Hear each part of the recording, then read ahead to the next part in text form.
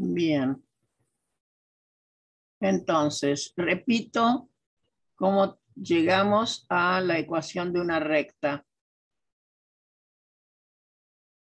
Teníamos las expresiones de, es decir, Ana, sí, discúlpame, en el chat están diciendo si podés volver a explicar el gráfico de la hipérbola. sí, perfecto. Entonces arrancamos con el de la hipérbola y después volvemos sobre este.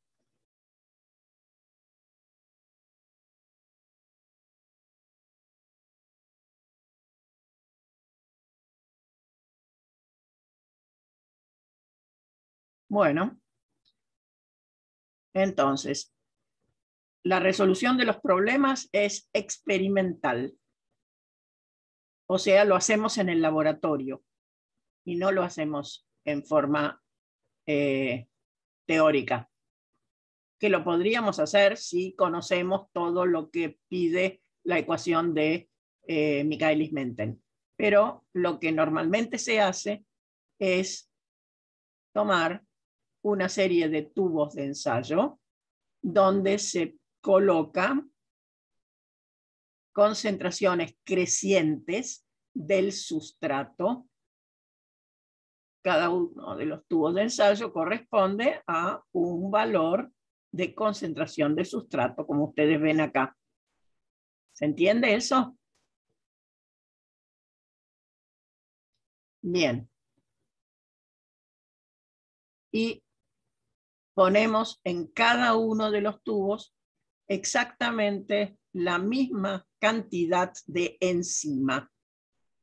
Y dejamos que actúe la enzima. ¿Qué es lo que va a hacer la enzima? Tomar sustrato y transformarlo en producto. Y nosotros, para saber la velocidad de la reacción, lo que tenemos que determinar es la cantidad de producto que aparece en la unidad de tiempo o la cantidad de sustrato que desaparece en la unidad de tiempo. Esa es entonces la velocidad de la reacción y va a corresponder a cada uno de estos puntos que tenemos acá. ¿Se entiende? ¿Alguna pregunta al respecto? Pero como dijimos que no es fácil determinar la velocidad máxima porque la curva es asintótica y nunca sabemos dónde va a llegar al valor que corresponde a la velocidad máxima, entonces vamos a transformar la ecuación de Michaelis-Menten, que es esta de acá, en la ecuación de una recta. ¿Cómo hacemos? Hacemos la inversa de esta ecuación. Y la inversa, que significa poner 1 sobre b, y nos va a dar lo que corresponde, que es la que tenemos aquí. 1 sobre velocidad inicial es igual a km sobre b máximo por 1 sobre s más 1 sobre b máximo. Bien, si conociéramos b máximo y km, lo aplicamos aquí y obtenemos los valores de velocidad inicial que corresponden. Pero podemos representar las inversas en un gráfico de una recta. O sea, tomamos todos los valores que obtuvimos aquí. O sea, hacemos una tablita donde ponemos concentración de sustrato, tanto, tanto, tanto, tanto. La velocidad de la reacción que corresponde, que la hemos determinado por análisis en el laboratorio de la cantidad de sustrato que desapareció o la cantidad de producto que apareció en cada uno de los tubos. O sea, tenemos entonces una tablita. Y de eso hacemos las inversas. Es decir, tenemos la tabla de las directas y la tabla de las inversas. La tabla de las inversas no es nada más que poner 1 sobre de cada uno de estos valores. Y graficamos. La representación doble recíproca es la de Lineweaver que vemos acá. Y vamos a obtener una recta donde son todos las inversas, ¿no?, de las concentraciones de sustrato. Y sobre esta, todas las inversas de la velocidad de reacción. Y obtenemos la pendiente de la recta, que es Km sobre B máximo, donde la recta corta a la ordenada es 1 sobre B máximo, así que se determina B máximo perfectamente bien. Y prolongamos, y donde se corta la abscisa, obtenemos 1 sobre Km, es menos 1 sobre Km, pero por supuesto que una concentración nunca puede ser negativa, por lo tanto el signo lo desestimamos porque no corresponde. Pero sí 1 sobre Km nos da la constante de Michaelis para esa enzima en esa reacción, para ese sustrato. O sea, para cada sustrato vamos a tener los parámetros que corresponden a la enzima. No sé si se entiende. Díganme si más o menos quedó claro lo de la hipérbola y si quedó claro lo que acabo de decir.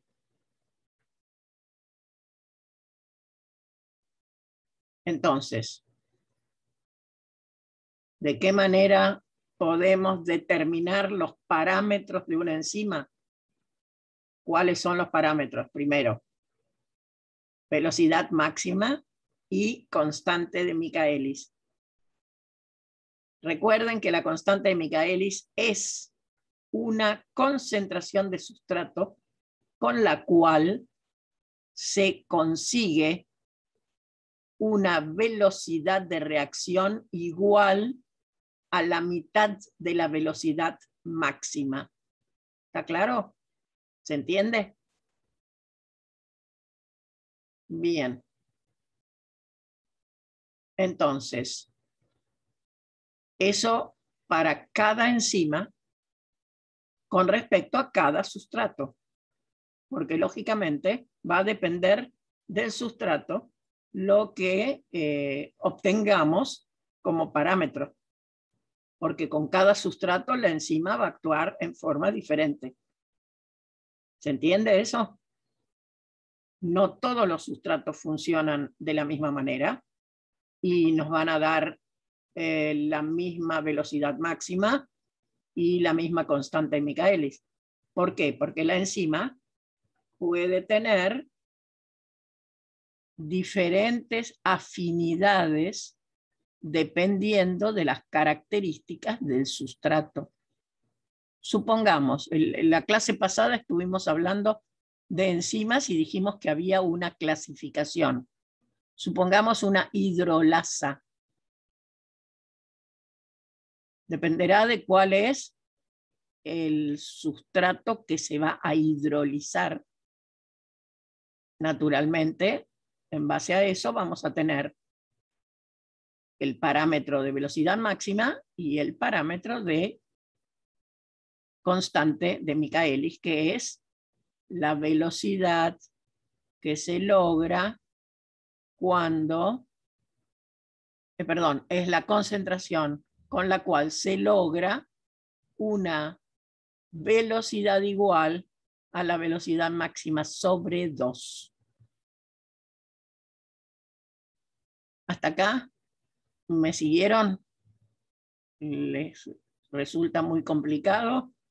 ¿O más o menos logran entenderlo?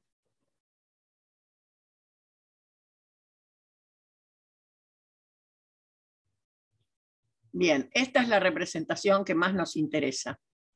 Y por supuesto que en el laboratorio, o sea, esto lo vamos a hacer en forma teórica, cuando hemos obtenido estos datos en el laboratorio. ¿Está claro? O sea, esto es lo que hacemos en el laboratorio. Los datos que obtenemos, sacamos las inversas y nos vamos a representar las inversas así. Y de esa manera, en este punto obtenemos 1 sobre B máximo, despejamos B máximo, y en este punto obtenemos 1 sobre KM, despejamos KM. ¿Quedó claro? Díganme si les ha quedado claro.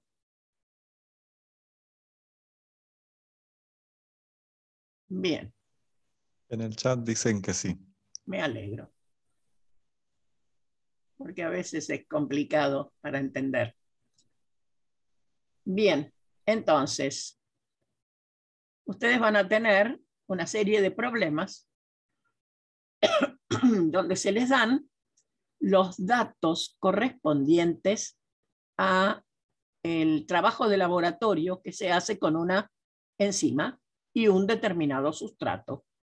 Y van a tener que averiguar los parámetros de la enzima.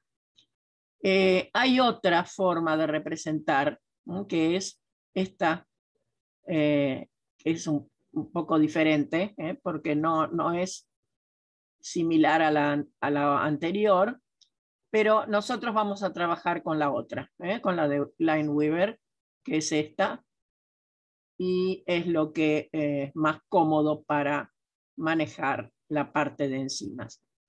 Y les hago una aclaración. En la comisión de enzimas de la IUPAC, vamos a encontrar los parámetros de la enzima en relación con cada uno de los sustratos de la enzima.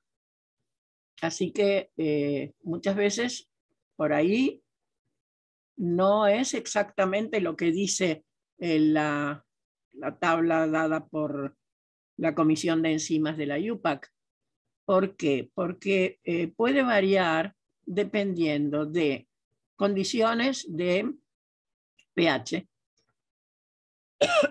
condiciones de temperatura, que esos son los 2 puntos más importantes, concentración de enzima, por ahí también la cantidad de enzima tiene importancia.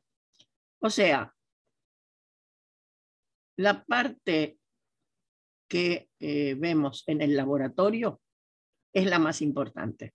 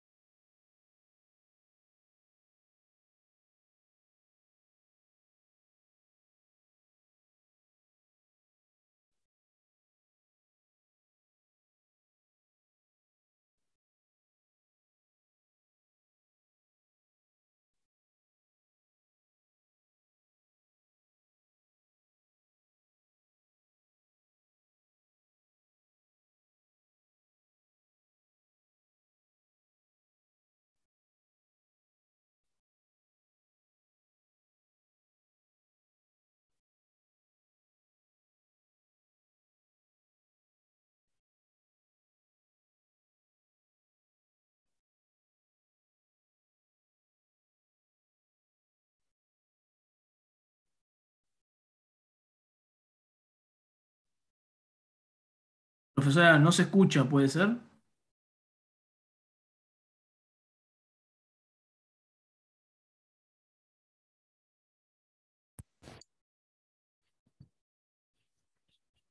¿Ahora se escucha? Ahora sí. Bien, disculpen, ¿sí?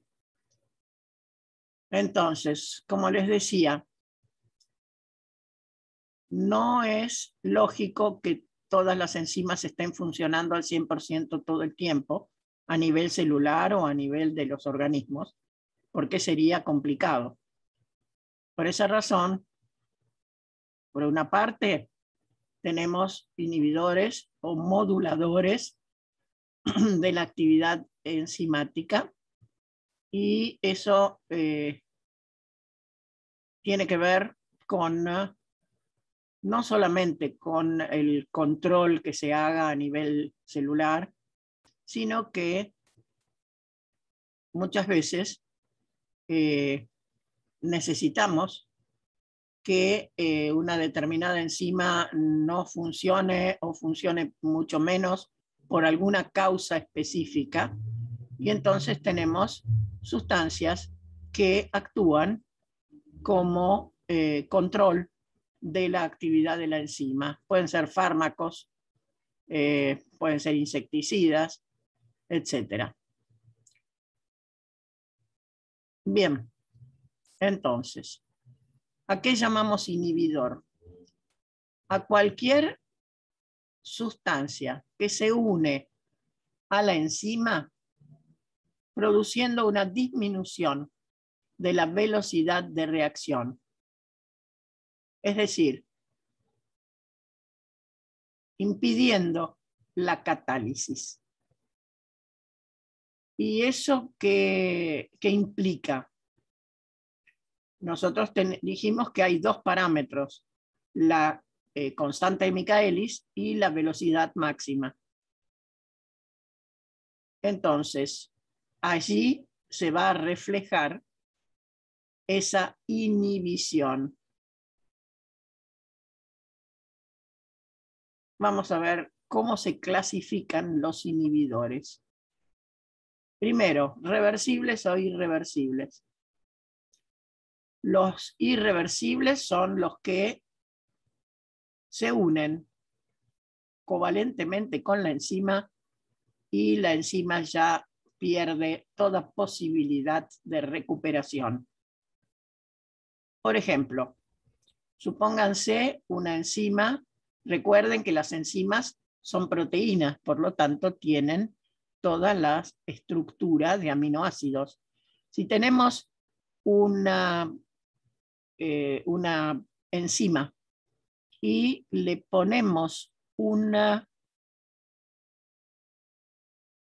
catión,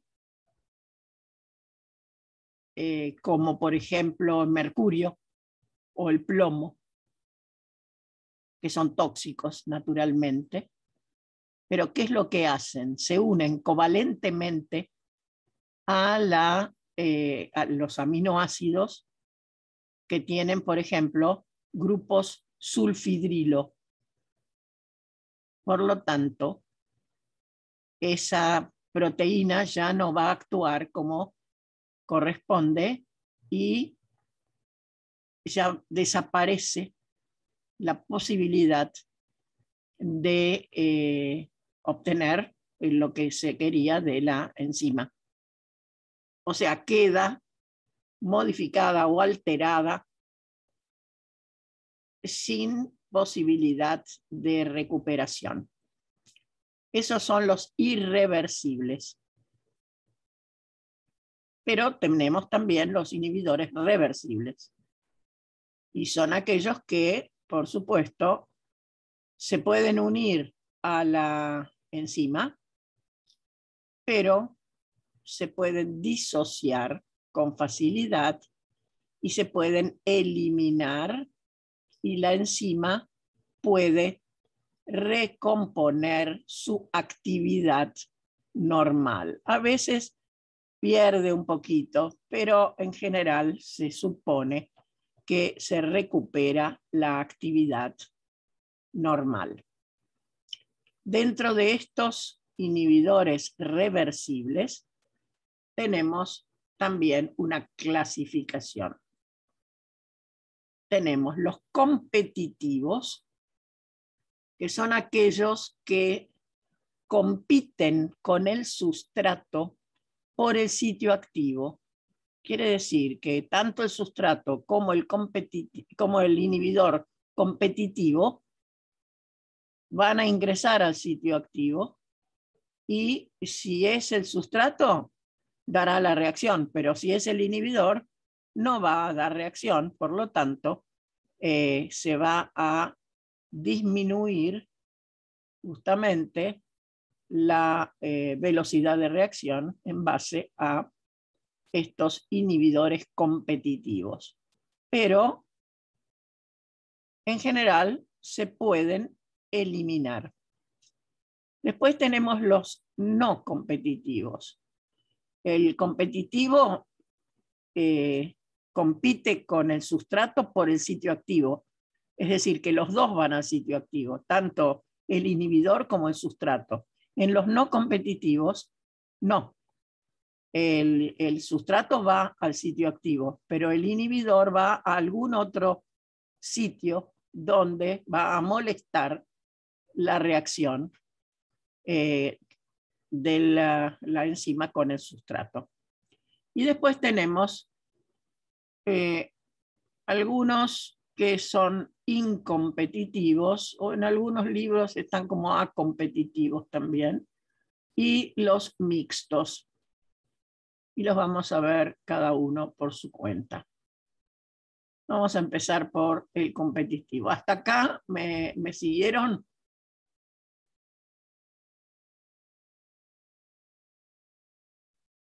¿Ahora se escucha? Bien. Entonces, vamos a la inhibición competitiva. Vamos a los dibujitos. Entonces, tenemos el sustrato, tenemos el sitio activo. ¿Se acuerdan que había una forma de relación entre el sustrato y el sitio activo, donde había una complementariedad entre el sustrato y el sitio activo?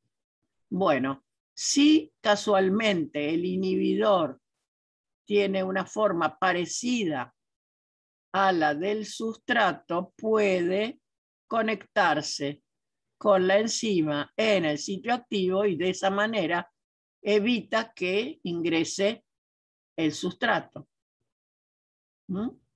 Y entonces va a disminuir la velocidad de la reacción. O sea, se reduce la concentración de enzima activa. ¿Qué quiere decir? Fíjense, si yo tengo 1, 2, 3, 4, 5 moléculas de enzima, pero solamente estas 5 van a ser las que actúan, porque tenía 8, pero 3 fueron trabadas por el inhibidor competitivo, que se metió dentro del sitio activo y no permite que entre el sustrato. Por lo tanto, de las 8, solamente 5 van a seguir con la reacción. Eso significa que voy a tener menor cantidad de producto. Bien. Repito, entonces el inhibidor tiene una estructura similar a la del sustrato y compite por ingresar al sitio activo. Y esto es lo mismo que tenemos de este lado, así que el dibujito es diferente, pero para el caso da exactamente lo mismo.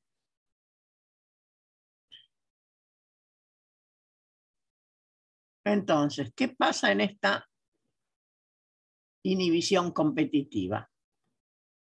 Fíjense, normalmente lo que se forma es enzima más sustrato que va a dar enzima más producto. Pero la enzima puede unirse al inhibidor Y entonces vamos a tener además el complejo enzima inhibidor. Y este complejo enzima inhibidor está sacando enzima del sistema. O sea, no todo va a enzima sustrato, parte de la enzima va a enzima inhibidor. Y eso es, ¿no?, la diferencia de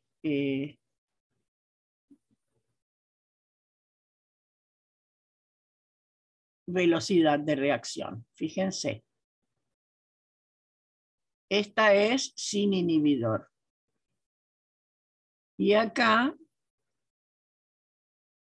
tenemos con inhibidor. ¿Qué sucedió en este caso? Se alcanzó la velocidad máxima. Pero ¿qué pasó con la constante de Michaelis? Fíjense. Es mucho mayor la constante de Michaelis. Quiere decir que ¿qué sucedió con la afinidad de la enzima por el sustrato? ¿Disminuyó?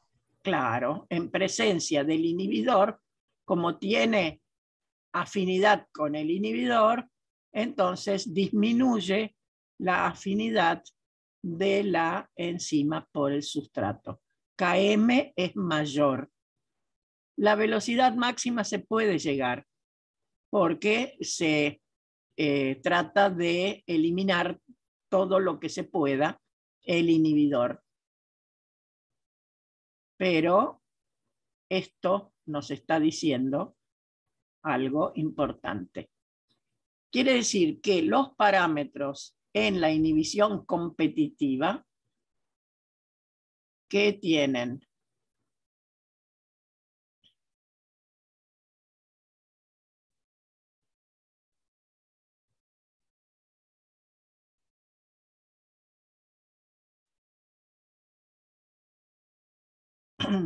bueno, ¿cuándo no?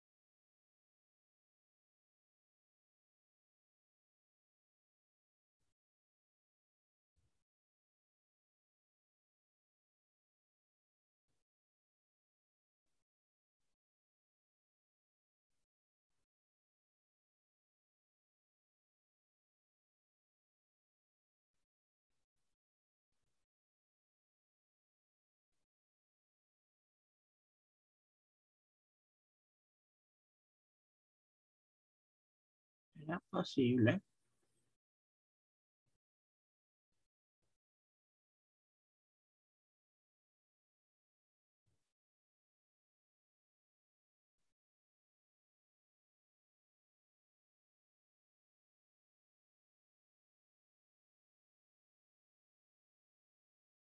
Bien.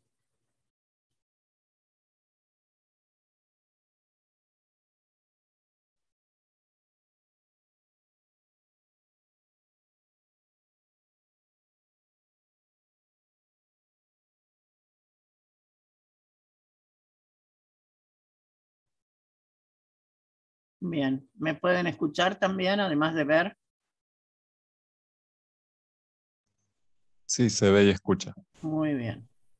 Entonces, estábamos con que aumenta Km, pero se conserva la velocidad máxima, que se obtiene cuando se ha eliminado todo el inhibidor. ¿Qué pasa cuando graficamos las inversas? Fíjense, lo que se conserva es la velocidad máxima, por lo tanto es el punto donde se corta la ordenada O sea, sin inhibidor y con inhibidor se van a cortar los dos en el mismo punto de la ordenada. Y eso es lo que corresponde a velocidad máxima. ¿Qué pasa si nosotros hacemos todo el gráfico? Si obtenemos esto, podemos decir que es un inhibidor competitivo. Vamos a la inhibición no competitiva. El inhibidor se une, pero no en el sitio activo, en cualquier otra parte de la enzima, que no es el sitio activo.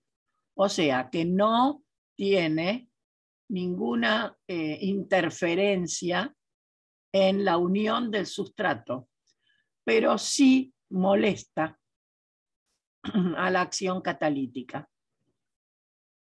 Tanto el sustrato como el inhibidor se unen a la enzima en forma independiente. ¿Qué quiere decir? Acá tengo el sustrato, acá tengo la enzima, acá tengo el inhibidor. El inhibidor se coloca en cualquier otro lado, pero fíjense, acá tendríamos la complementariedad entre el sustrato y el sitio activo. Pero acá, ¿qué ha pasado por la presencia del inhibidor? Se ha modificado la estructura del sitio activo y eso molesta al proceso de catálisis. O sea, la acción catalítica no se va a producir a la misma velocidad que cuando no está presente el inhibidor.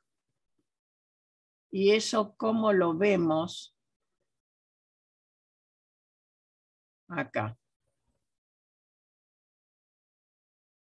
Fíjense, inhibición no competitiva.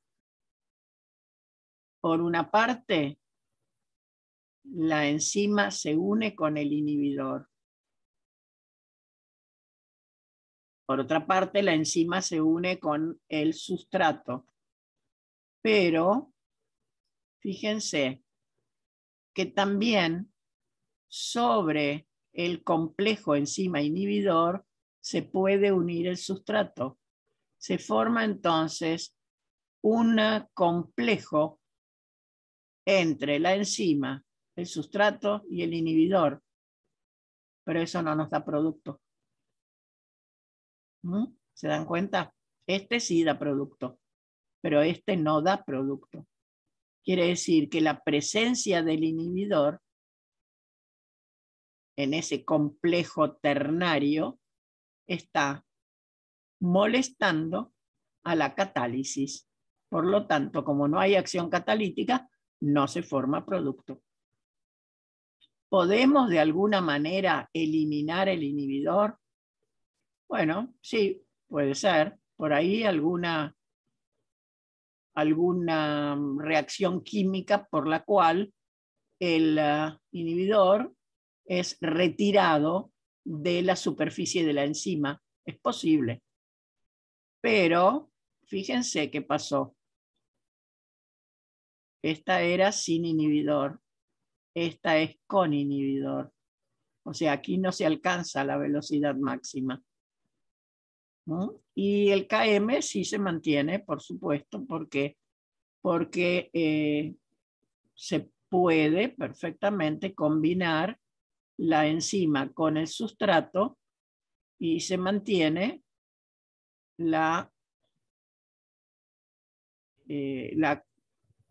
digamos, la altura de la hipérbola, de manera tal que Km es la misma en presencia de inhibidor o en ausencia de inhibidor. Lo que no se consigue es la velocidad máxima. Y eso se refleja en la representación de la recta, en el doble recíproco. Este era sin inhibidor, corta por acá. Eso significa que la velocidad máxima, es la que tenemos acá arriba, y acá en cambio la velocidad máxima es menor. Por eso en las inversas está más arriba. El corte de la ordenada está más arriba que el corte de la ordenada sin inhibidor. Bien, entonces en la no competitiva tenemos que disminuye la velocidad máxima, pero se conserva la afinidad de la enzima por el sustrato. Recuerden que Km nos daba la afinidad de la enzima por el sustrato. ¿Alguna pregunta?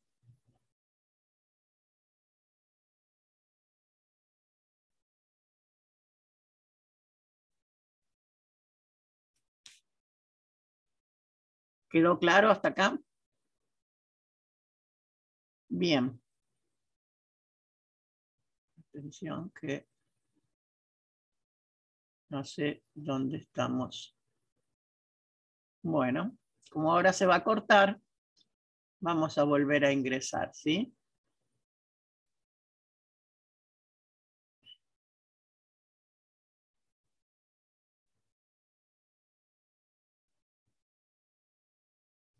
Si tienen alguna pregunta, adelante.